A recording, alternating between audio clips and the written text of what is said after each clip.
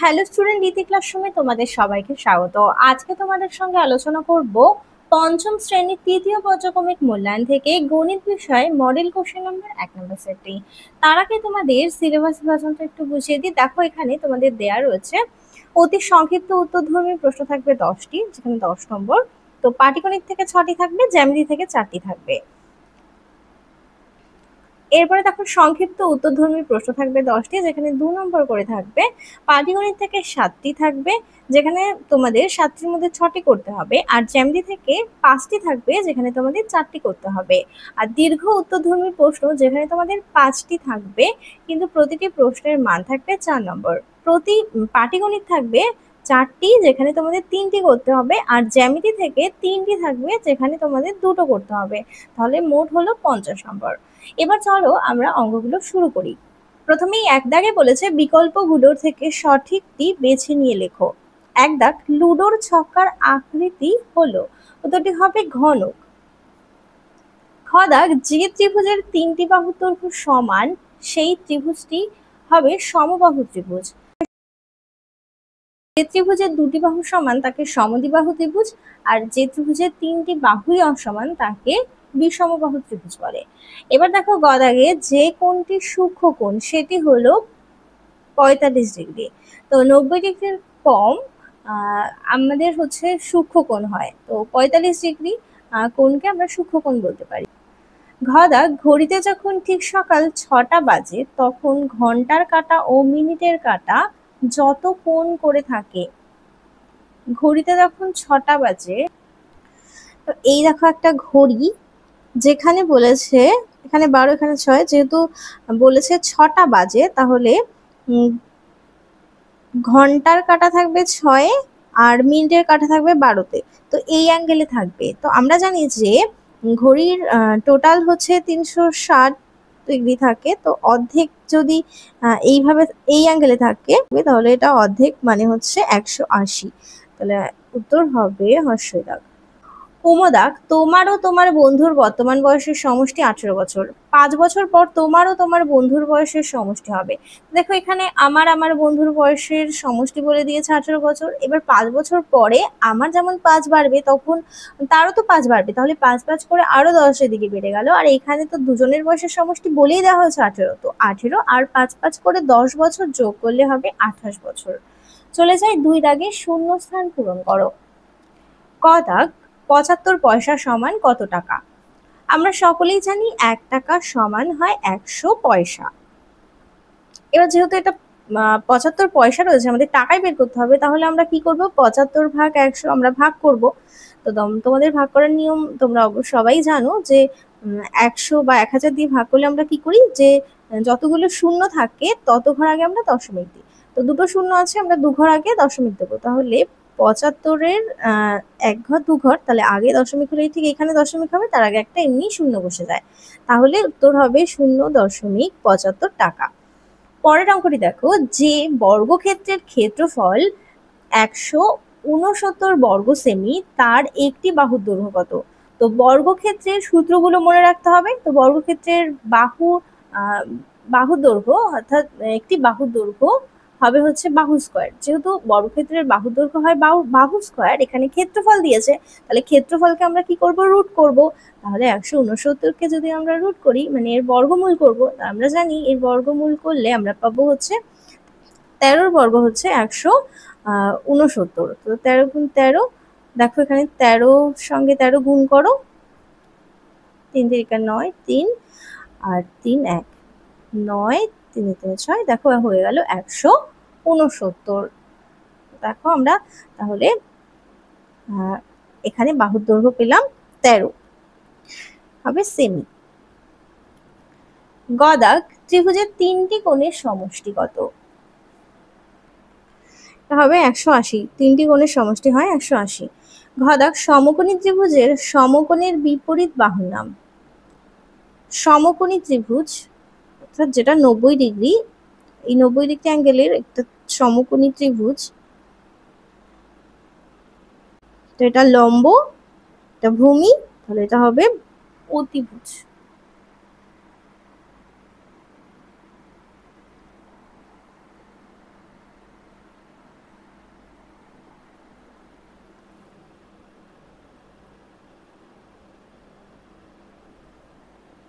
উমদাগ বৃত্তের বৃহত্তম জ্যা বা কেন্দ্র বিন্দুগামী তাকে ড্যাশ বলে, উত্তর হবে ব্যাস বলে। এবার চলে যাই 3 দাগে। 3 ক দাগে একটা যোগ অঙ্ক দিয়েছে, 2/15 যোগ 4/25। দেখো অঙ্কটা আমি পাতিয়ে নিয়েছি। এবার আমরা কি করব, হরগুলোকে লসাগু করব। 15 25-এর লসাগু করছি 5, 3 5 15, 5 5 25। তার যাবে না, তাহলে এগুলোকে আমরা কি করব, গুণ করে দেব। 5 গুণ 3 গুণ 5, 3 5 15 আর 5 15 হবে 75। আমরা লসাগু পেয়ে গেছি কত, 75। এবার আমরা কি করব, এই 15 দিয়ে 75-কে ভাগ করব। তো দেখো আমরা তো এখানে 3 5 15 পেয়ে গেছি, তো 15 বাদ দিয়ে আর কি থাকে, 5 থাকে। তাহলে দেখো আমরা ভাগ করলে এটাই পাবো, কারণ ভাগ করলে আমরা 5 পাবো। তো এখান থেকেও আমরা বের করতে পারি, এখানে লসাগু যেখানে এই যে 15 আছে, 3 5 15, একে বাদ দিয়ে যেটা থাকবে সেটাই হবে। তাহলে এখানে আমরা পেলাম 5, তাহলে ওপরে হবে এটার সঙ্গে গুণ সম্পর্ক, তাহলে 5 হবে, 5 দুগুণে 10। এরপরে আছে যোগ।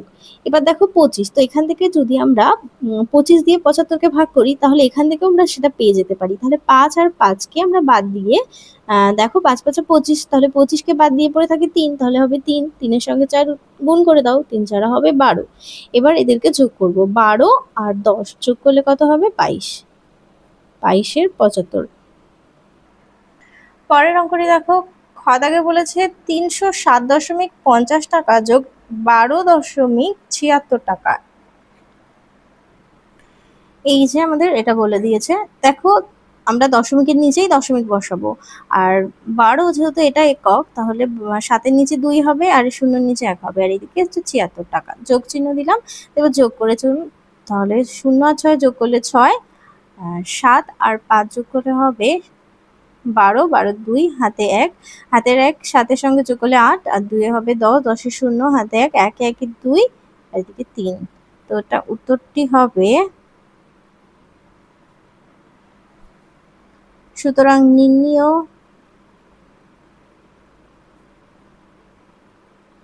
যোগফল 320.26 টাকা। পরের অঙ্কটি দেখো, গ দাগে 4627 যোগ 875 যোগ 574। চলো অঙ্কটা আমরা করি। তো দেখো 7 আর 5-এ 12, 12 আর 4 16, 16 6 হাতে 1, এখানে লিখে নিতে পারো। তো 7-এর সাথে 14, আর 2-এ হবে 16, আর 1-এ হবে 17, 17 আর 1 হাতে 1, 8 আর 5-এ হবে 13, আর 6 19, আর 1-এ 20, 20 0 হাতে 2, 4 আর 2-এ হবে 6। এর উত্তরটি হবে 6076। এবার চলে যাই 4 দাগে, বিয়োগ করো। 13/18 বিয়োগ 5/27। প্রথমেই আমরা হরগুলোকে লসাগু করব। 18 আর 27, তো অবশ্য 3 দিয়ে যাবে, 9 দিয়েও যাবে, 9 দিয়ে দিই, একেবারে হয়ে যাবে। 9 দুগুণে 18, 3 নং 27। আর যাবে না, তাহলে আমরা কি করব, 9 গুণ 2 গুণ 3, 9 দুগুণে 18, 18-এর সঙ্গে 3 গুণ করো, 18 হবে 54। তাহলে আমরা এটা লসাগু পেলাম কত, 54। তো এবার 18 দিয়ে 54-কে ভাগ করব। তোমাদের শেখানো হলো একটু আগে, এখান থেকে তোমরা 18 বাদ দিয়ে দেবে। 9 দুগুণে 18 বাদ দিলে 3 পড়ে থাকে, তাহলে 3-এর সঙ্গে এই 13-কে তোমরা গুণ করবে। তো 3 13 হবে 39, বিয়োগ এবার 27 দিয়ে এটাকে ভাগ করবে। তো এখান থেকে 27 বাদ দিয়ে দাও, 3 নং 27, তাহলে 2 পড়ে থাকে, তাহলে হবে 5 দুগুণে 10। এবার এখান থেকে আমরা কি করব, বিয়োগ করব। 39 থেকে 10 বিয়োগ করলে থাকে হচ্ছে 29, তো 29/54। পরের অঙ্কটি দেখো, 97.25 টাকা বিয়োগ 25.18 টাকা। চলো পাঠিয়ে নিয়েছি। এবার দেখো উপরে 5 মানে ছোট সংখ্যা থাকলে আমাদের ধরে নিতে হবে। তো 5 আছে, আমরা 15 ধরছি, আমাদের 8 বাদ দিতে হবে, থাকবে 7, হাতে 1, 1 আর 1-এ 2, 2 দিয়ে মিলে গেলে 0। দশমিক নেমে গেল। 7 থেকে 5 গেলে 2 আর 9 থেকে 2 গেলে 7। উত্তরটি হবে 72.07 টাকা। পরের অঙ্কটি দেখো 1001 বিয়োগ 978। এরপরে গ দাগে দেখো 1001 বিয়োগ 978।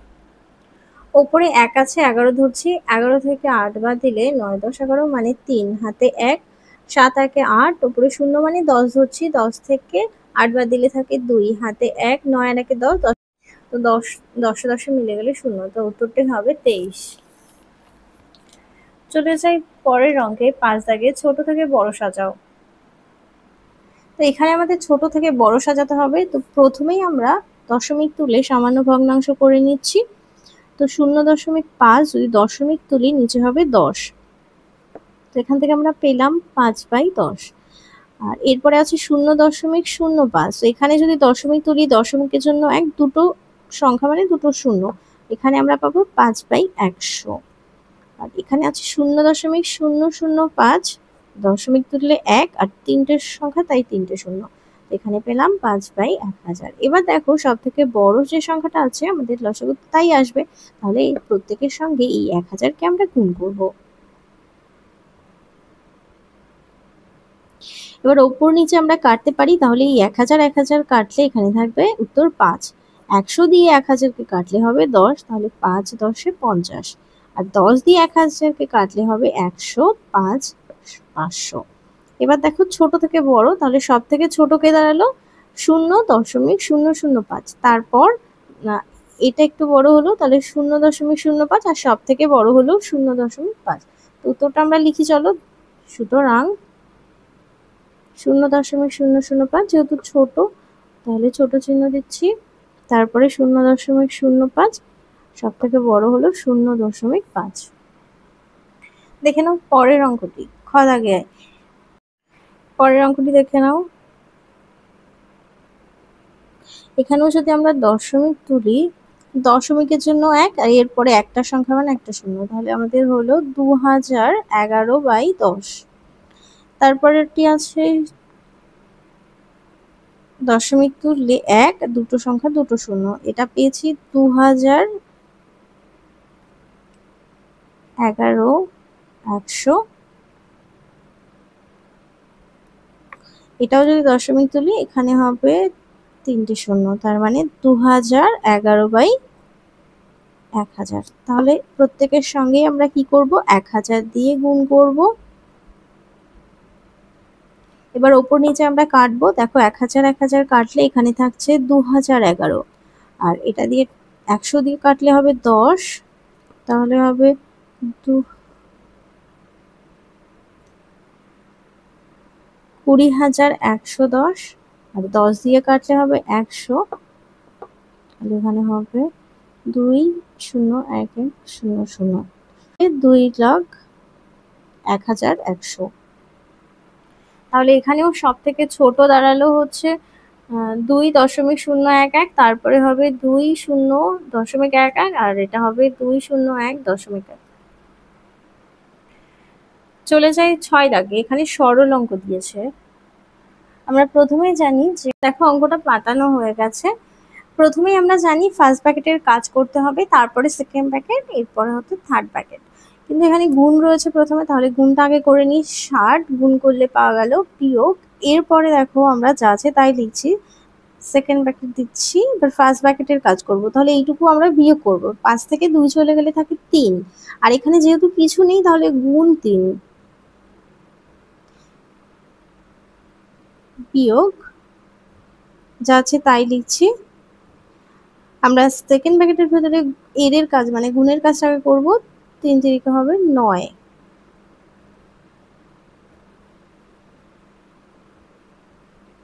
এবার আমরা বিয়োগ করব, দেখো 10 থেকে 9 বিয়োগ করলে থাকে 1। এবার আমাদের এসছে থার্ড ব্র্যাকেট, দেখো থার্ড ব্র্যাকেটে এসছে যোগ, 5 আর 1 যোগ করলে হবে 6, 60 বিয়োগ 6, এটা বিয়োগ করলে হবে 54। পরে আরেকটি সরল আছে, দেখো খ দাগে দেখো প্রথমে ফার্স্ট ব্র্যাকেটের যে যোগটা আছে যোগটা আমরা আগে করব। তাহলে তার জন্য আমাদের লসাগু করতে হবে, 2 আর 9 লসাগু করব। তো দেখো 2 আর 9 পরস্পর মৌলিক সংখ্যা, এদেরকে কি করব, গুণ করব। তাহলে হবে 9 দোকানে 18। এবার 2 দিয়ে যদি 18কে ভাগ করি আমরা পাবো 9, তাহলে 9 এর সঙ্গে উপরে গুণ করলে হবে 9 কে 9। আর 9 দিয়ে 18কে ভাগ করলে পাবো 2, 9 দোকানে 18, তাহলে সেই 2 এর সঙ্গে 2 কে গুণ করলে হবে 4। তো এটা আমরা পেলাম। আর এদিকে যা আছে দেখে দেখে লিখছি। এবার চলো আমরা যোগ করব। দেখো যোগ করলে আমরা পাচ্ছি 9, 10, 11, 12, 13। তো 13 পেলাম, 13/18 বিয়োগ 4/15 যোগ 5/18। এবার এদের সবাইকে আমাদের হচ্ছে লসাগু করতে হবে। তো 18, 15 আর 18 লসাগু করব। এটা 3 দিয়ে যাবে, 3, 6, 18, 3, 5, 15, 3, 6, 18।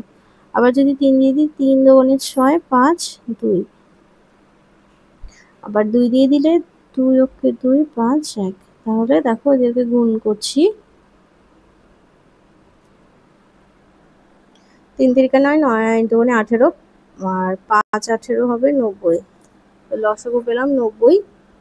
তো 18 দিয়ে 90কে আমরা ভাগ করব। তো এখান থেকে আমরা 18কে বাদ দিচ্ছি, 3 3 9, 9 দোকানে 18 বাদ দিলে থাকে 5।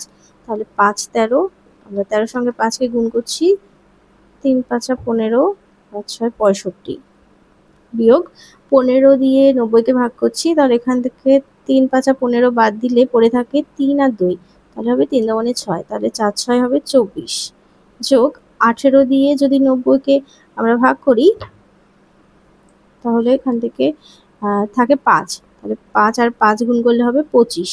এদেরকে প্রথমে আমরা বিয়োগ করব, তারপরে যোগ করব। তো 65 থেকে আমাদের 24কে বিয়োগ করতে হবে, থাকে 1, 6 থেকে 2 চলে গেলে 4। আর এবার 25কে যোগ করব, 5 একে 6, 4 5 6। তো এখানে পাচ্ছি 66/90। এটাকে যদি ছোট করি, 3 দিয়ে কাটি, 3 দোকানে 6, 3 দোকানে 6 মানে 22, 3 3 9 0 মানে 30। আবার যদি 2 দিয়ে কাটি 11, আর 2 অক্ষে 2, 1 1 মানে 10, 5, তার মানে এটা হচ্ছে 11/15। এটাই হবে উত্তর। গদাকে দেখো আরেকটি সরল দিয়েছে। প্রথমে আমরা ভাগের কাজ করব, বদমাশ নিয়ম অনুযায়ী ভাগের কাজ করছি। তো 8 4 দিয়ে যদি 32কে ভাগ করি, 4 32 হবে 8 গুণ, আর এখানে যদি বিয়োগ করি 4 থেকে 2কে বিয়োগ করলে হবে 2 বিয়োগ, এখানে আবার ভাগ রয়েছে, ভাগটা করছি, আবারই 8 পাবো, 4 8 32 গুণ, এখান থেকে বিয়োগ করলে পাবো 2। দেখো 8 দোকানে 16 বিয়োগ 8 দোকানে 16, 16 থেকে 16 বাদ দিলে হবে 0। এবার চলে যাই 7 দাগে। 7-এর কর্তাকে দিয়েছে ভ্যান গাড়ি থেকে 3 কিমি দূরে এক জায়গায় মালপত্র নিয়ে যেতে 45 মিনিট সময় লাগে। 4 কিমি দূরে অন্য একটি জায়গায় মালগাড়ি নিয়ে যেতে কত সময় লাগবে? তো প্রথমেই দেখো 3 কিমি দূরে এক জায়গায় মাল নিয়ে যেতে, তাহলে 3 কিমি দূরে মাল নিয়ে যেতে সময় লাগে 45 মিনিট, একে কত, আর 4 কিমি যেতে কতটা সময় লাগে আমরা সেটা বের করব।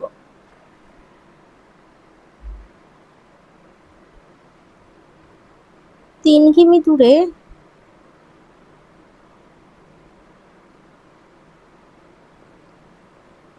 মালপত্র নিয়ে যেতে সময় লাগে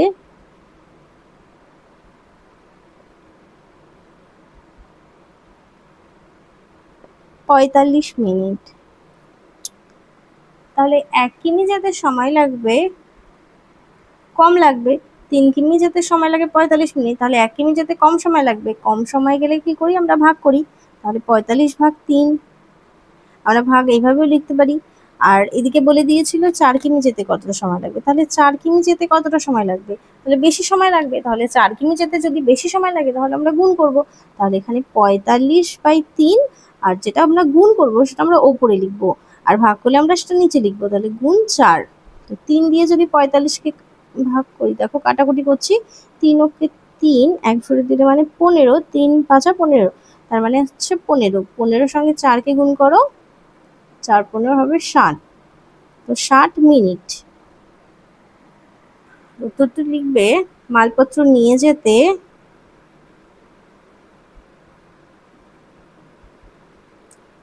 লিখবে 4 কিমি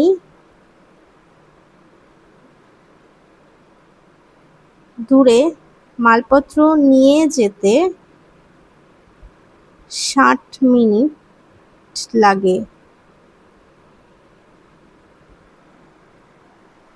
পরের অঙ্ক, 7 জন লোক 12 দিনে 4200 টাকা আয় করলে 8 জন লোক 9 দিনে কত টাকা আয় করবেন? কত টাকা আয় করবে সেটা আমাদের চেয়েছে, তো যেটা আমাদের চাইবে সেটা আমরা ডান দিকে লিখবো। তো আয় বলেছে, তাহলে এখানে আমরা আয় লিখছি।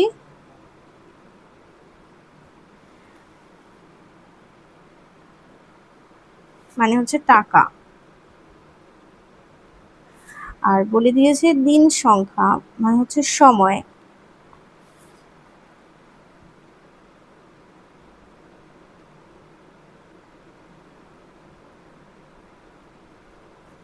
আর আছে জনসংখ্যা, মানে হচ্ছে লোক সংখ্যা।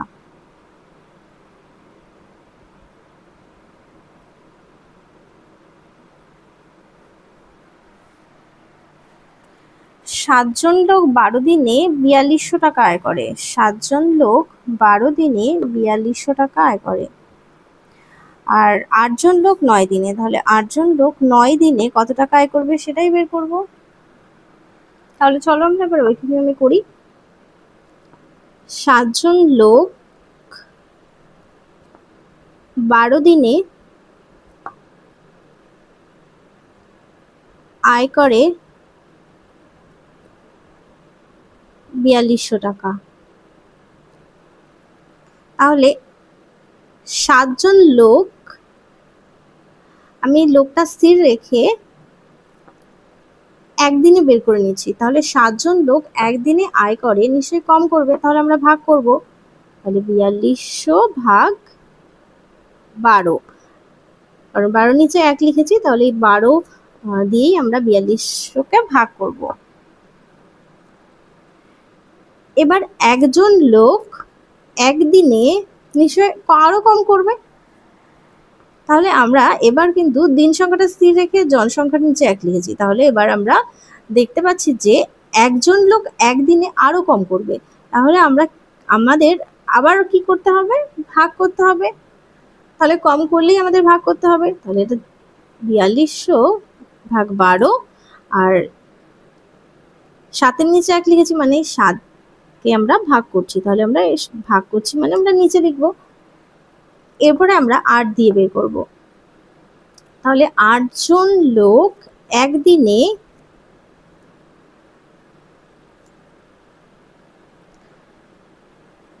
কতটা আয় করবে? দেখো, একজন লোক একদিনে যতটা আয় করবে 8 জন লোক একদিনে বেশি করবে, তাহলে গুণ করব। তাহলে 4200, তাহলে গুণ করলে কি করবো, আমরা উপরে লিখবো। তাহলে গুণ 8, 8 দিয়ে করেছি 8, আর এখানে 12 গুণ যেমন 7 ছিল তাই লিখছি।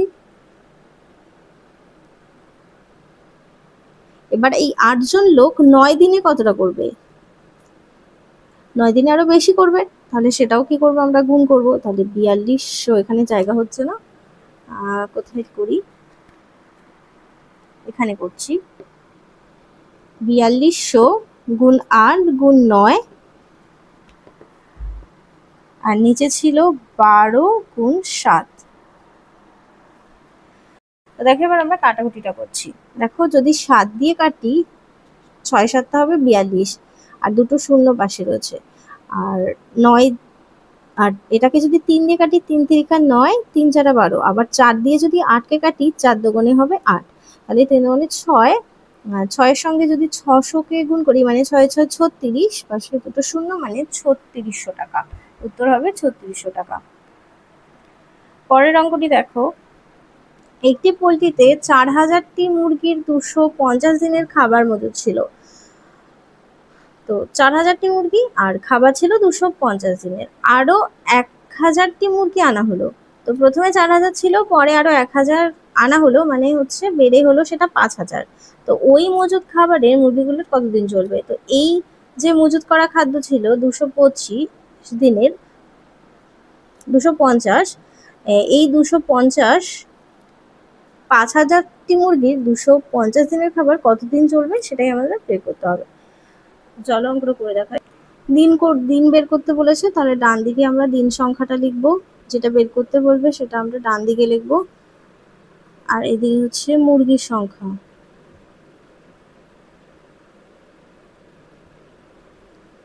প্রথমে মুরগির সংখ্যা ছিল 4,000টি, আর দিন সংখ্যা ছিল 250 দিনের খাবার মজুদ ছিল, তাহলে 250।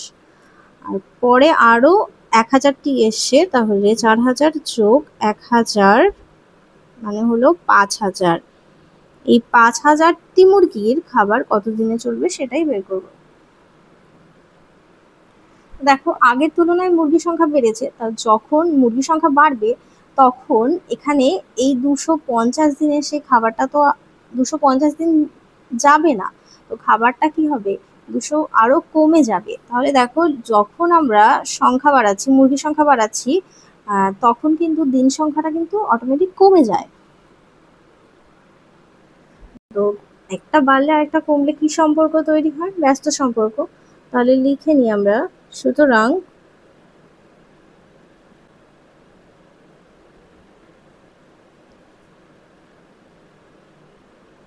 মুরগির সংখ্যা বাড়লে দিন সংখ্যা কমবে। যত বেশি মুরগি বাড়বে তত খাবারটা কম দিন যাবে, কমবে। অর্থাৎ সম্পর্কটি ব্যস্ত সম্পর্ক।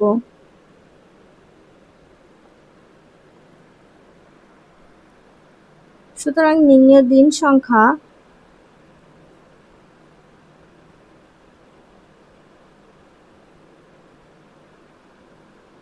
দুশো 50 গুণ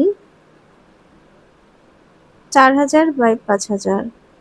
যেহেতু এটা ব্যস্ত সম্পর্ক তাই সংখ্যাগুলো একই রকম রয়েছে। যদি এটা সরল হতো তাহলে উল্টে যেত, 5,000 ওপরে হতো 4,000 নিচে হতো। যেহেতু ব্যস্ত সম্পর্ক তাই আমরা 4,000/5,000 করছি। এবার দেখো 3টে শূন্য কাটছি, 5 দিয়ে 250কে কাটলে 5×5 = 25, শূন্য।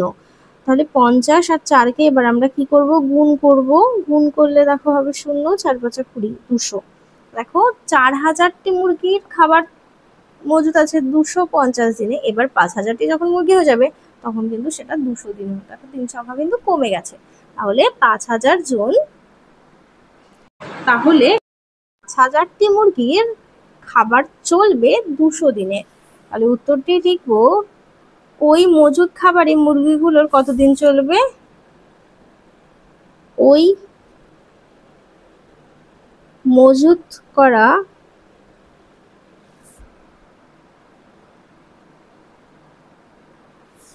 খাবারে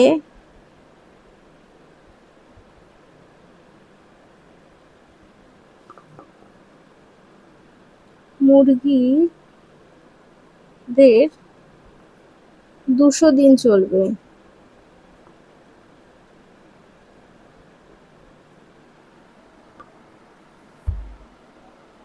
একটি আয়তাকার জমির ক্ষেত্রফল 918 বর্গমিটার। যদি জমিটার দৈর্ঘ্য 54 মিটার হয় তবে প্রস্থ কত?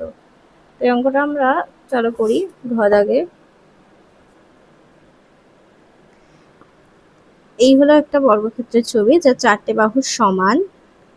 এই বর্গক্ষেত্রের দৈর্ঘ্য বলে দিয়েছে, দৈর্ঘ্য 54, অর্থাৎ বর্গক্ষেত্র যেহেতু 4টে বাহুর সমান তাহলে চারিদিকে 54 মিটার করে হবে। আর এর ক্ষেত্রফল বলে দিয়েছিল 918 বর্গমিটার, তো 918 বর্গমিটার হচ্ছে ক্ষেত্রফল।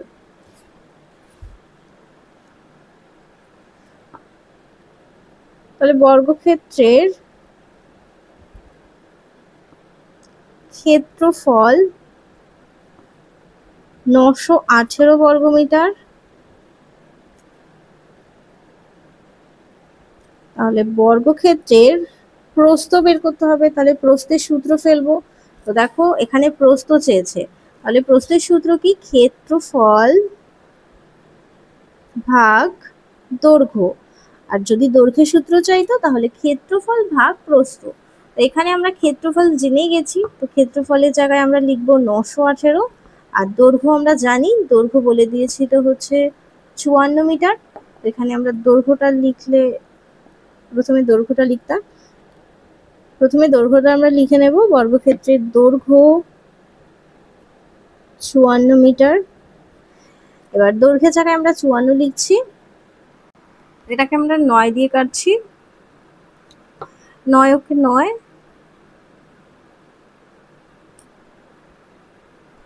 9 দোকানে 18, যেহেতু এক সংখ্যা গেলে শূন্য দেবো। 9 দোকানে 18 মানে হচ্ছে 102,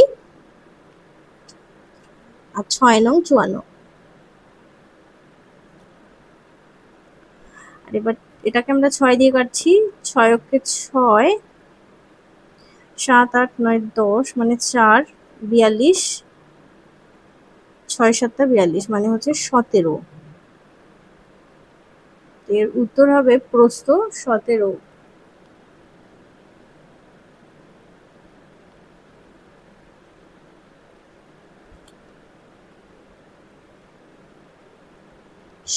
মিটার।